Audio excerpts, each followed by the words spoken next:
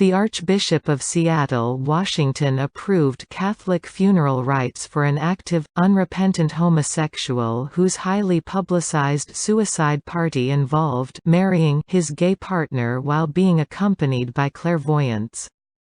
It's not the first time Archbishop J. Peter Sartain has gotten in hot water over a funeral. In 2014 he was criticized for allowing the funeral mass of a homosexual priest who had admitted to abusing as many as 10 boys. His funeral mass was concelebrated by 20 priests of the archdiocese. After backlash, Sartain issued a public statement regretting the scandal. "We will assure that this does not occur in any future similar situation." He also promised to review guidelines for funerals.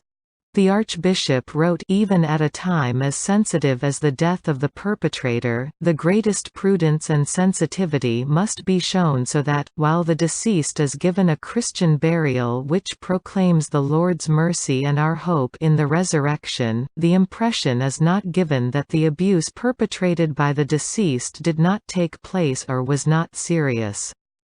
The reasoning is similar to his justification for approving the funeral mass of a same-sex married Catholic who threw a celebration party on the day of his suicide. The Archdiocese's August 28 statement makes clear parish leadership sought, and received, permission from the Archbishop before proceeding with Robert Fuller's funeral mass at St. Therese Catholic Church in Seattle.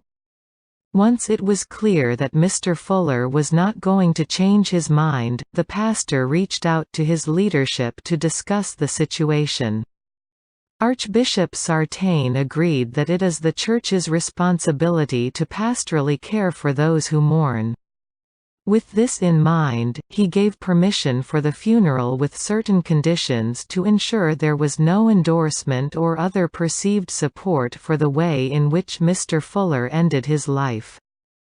Church Militant spoke with Archdiocesan spokeswoman Helen McClenahan, who said she would confirm the precise date Sartain granted approval, but heard nothing back as of press time.